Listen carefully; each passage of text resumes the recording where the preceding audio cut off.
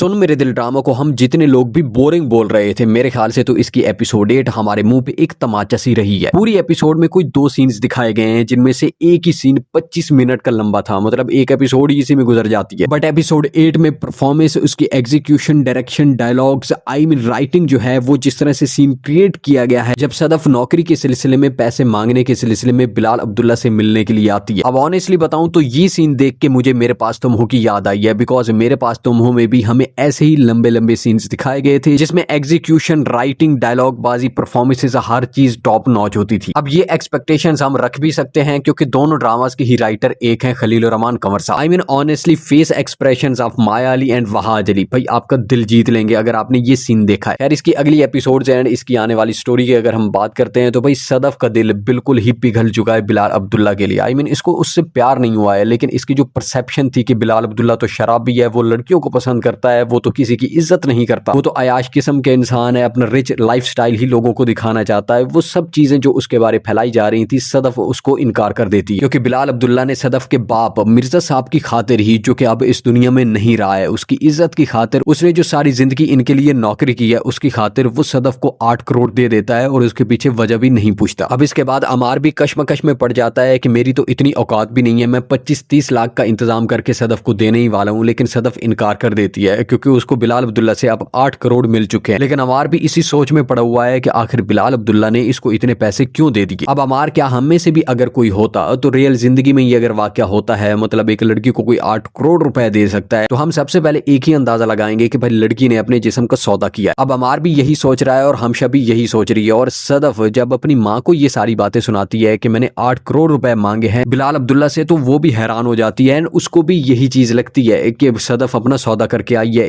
8 करोड़ के बदले में। लेकिन रियलिटी इसके बिल्कुल ऑपोजिट है, मतलब कि बिलाल अब्दुल्ला रियल लाइफ में ऐसा है नहीं। बिलाल अब्दुल्ला की भी एक बैक स्टोरी रह चुकी है, जो कि अभी तक हमें नहीं दिखाई गई है। लेकिन आई थिंक आगे चल के जैसे ये एपिसोड्स आगे बढ़ेंगी तो सदफ और बिलाल अब्दुल्ला के जैसे इंटरेक्शंस हमें दिखाए जाएंगे, तो शायद बिलाल अब्दुल्ला और किसी को नहीं, लेकिन सदफ को अपनी पूरी कहानी बताएगा जो भी उसके साथ बीती है। सदफ बिलाल अब्दुल्ला को ज्वाइन कर लेती है एंड पूरा स्टाफ ही हैरान होता है कि बिलाल अब्दुल्ला ने सदफ की ज्वाइनिंग के लिए उसको फूल भी भेजे हैं। और धीरे धीरे पूरे ऑफिस में ये भी खबर फैल जाएगी कि भाई सदफ को 8 करोड़ भी मिल चुके हैं। और बाकी सबकी तरह पूरा ऑफिस स्टाफ भी यही सोच में पड़ने वाला है कि आखिर बिलाल अब्दुल्ला सदफ पे इतनी मेहरबानियां क्यों कर रहा है। अब अमार को भी सदफ पे शक होना शुरू हो चुका है कि इसने कुछ गलत काम ही किया या आगे चल के ये कुछ ऐसा वैसा करने वाली है। एंड अब इसको उम्मीद भी नहीं रही है कि सदफ इसके प्यार को एक्सेप्ट करेगी और इससे शादी करने को तैयार हो जाएगी। अब खैर स्टोरी आगे चल के हमें थोड़ा बहुत कंफ्यूज भी कर रही है कि आखिर सदफ किससे शादी करने वाली है, अमार से या फिर बिलाल अब्दुल्ला से। अब खैर पिछली एपिसोड के 25 मिनट लंबे सीन के बारे एंड इसकी अगली एपिसोड के बारे तुम्हारा जो भी ओपिनियन है, जो भी तुम्हारे थॉट्स है, कमेंट सेक्शन में जरूर शेयर करना।